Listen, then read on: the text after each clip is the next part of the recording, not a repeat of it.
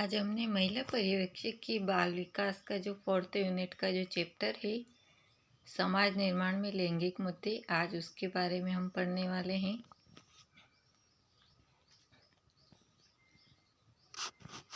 तो हम सबसे पहले इसमें देखेंगे कि लैंगिक मुद्दे होते क्या हैं।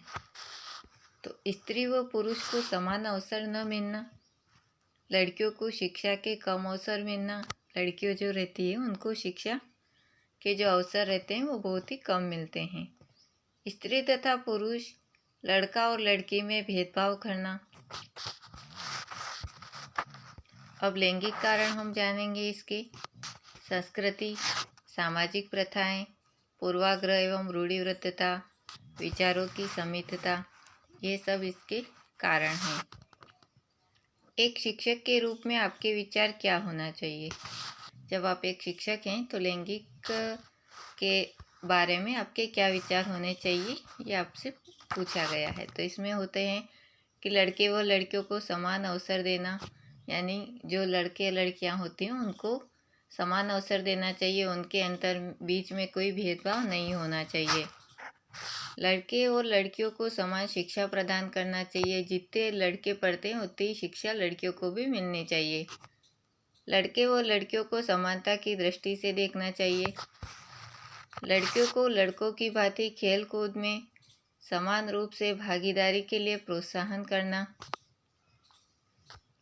सभी को समानता की दृष्टि से देखना।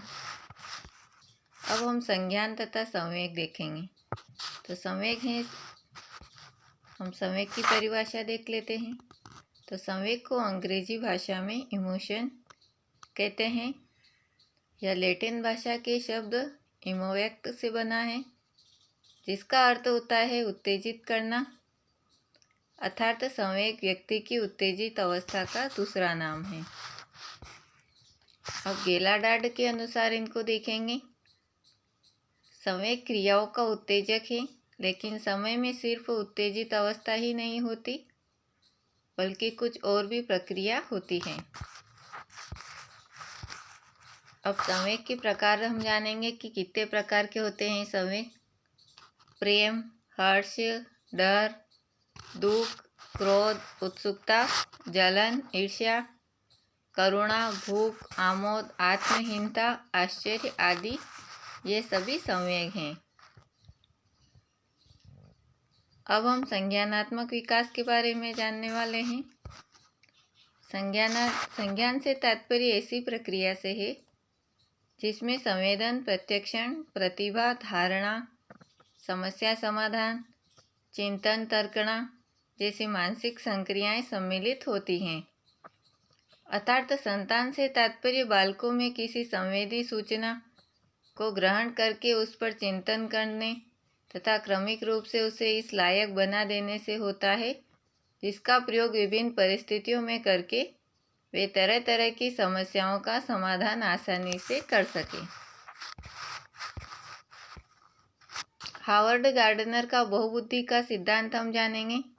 तो इसकी सबसे पहले हम डेफिनेशन देख लेते हैं। इस सिद्धांत में गार्डनर ने यह स्पष्ट किया कि बुद्धि का स्वरूप एकाकी न होकर बहुकारकी है। इसका उदाहरण हम देखेंगे।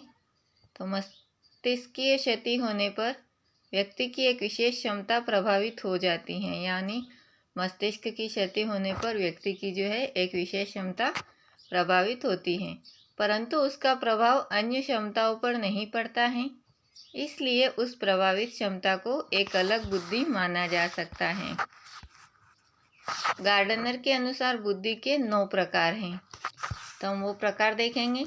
सबसे पहला है तार्किक गणितीय बुद्धि, स्थानिक बुद्धि, व्यक्तिगत आत्मन बुद्धि, सांगीतिक बुद्धि, शारीरिक गतिक बुद्धि, भाषाई बुद्धि, व्यक्तिगत अन्य बुद्धि, अस्तित्ववादी बुद्धि और प्रकृतिवादी बुद्धि। अब हम तार्किक गणितीय बुद्धि के बारे में देखने वाले हैं। तार्किक बुद्धि में तर्क करने की क्षमता, गणित की समस्याओं का समाधान करने की क्षमता, अंकों की क्रम के पीछे छिपे संबंध को पहचानने की क्षमता, सादृश्यता क्षमता आदि सम्मिलित हैं। स्थानिक बुद्धि हम जानेंगे तो इसमें स्थानक चित्र को मानसिक रूप से परिवर्तित करने की क्षमता तथा स्थानिक कल्पना शक्ति करने की क्षमता आदि सम्मिलित होती हैं। व्यक्तिगत आत्मन बुद्धि के बारे में जानेंगे। इस तरह की बुद्धि में अपने भावों एवं संवेगों को मॉनिटर करने की क्षमता, उनमें विभेद करने की क्षमता तथा मानव व्यवहार को निर्देशित करने में उन सूचनाओं को उपयोग करने की क्षमता आदि सम्मिलित होती हैं। अब सांकेतिक बुद्धि के बारे में जानेंगे तो इस बुद्धि में लय को सही सही ढंग से प्रत्यक्षण करने की क्षमता सम्मिलित होती हैं। शारीरिक गतिक बुद्धि, इस प्रकार की बुद्धि में अपनी शारीरिक गति पर नियंत्रण रखने की क्षमता तथा वस्तुओं को सावधानीपूर्वक एवं प्रवीण से घुमाने तथा उपयोग करने की क्षमता सम्मिलित है। इस तरह की बुद्धि नर्तकी, व्यायामी, क्रिकेटर, खिलाड़ी, शिल्पकार आदि में होती है। अब हम भाषाई बुद्धि के बारे में जानेंगे तो भाषाई बुद्धि में वाक्यों तथा शब्दों की बोध क्षमता, शब्दावली, शब्दों के क्रमों के बीच के संबंधों को पहचानने की क्षमता आदि सम्मिलित हैं। व्यक्तिगत अन्य बुद्धि के बारे में जानेंगे। इस तरह की बुद्धि में दूसरे व्यक्तियों की प्रेरणाओं, इच्छाओं एवं आवश्यकताओं को समझने की क्षमता तथा उनकी मनोदशाओं एवं चित्र प्रकृति मॉनिटर करके किसी नई परिस्थिति में किस तरह से व्यवहार करेगा, ये इसमें शामिल है। अस्तित्ववादी बुद्धि के बारे में हम देखेंगे तो गार्डनर ने बुद्धि के इस प्रकार को 2000 के संशोधन में जोड़ा है।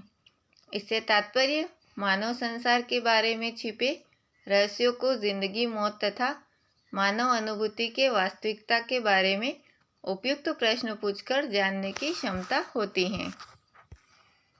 अब प्रकृतिवादी बुद्धि के बारे में जान लेते हैं।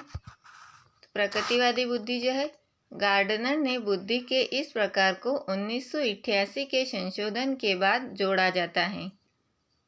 इससे तात्पर्य व्यक्ति में प्रकृति में जो पैटर्न तथा सम्मिति मौजूद होते हैं उसे सही सही पहचान करने की क्षमता से होती है। इस प्रकार की बुद्धि किसानों, जीव विज्ञान तथा वनस्पति वैज्ञानिक आदि में होती हैं।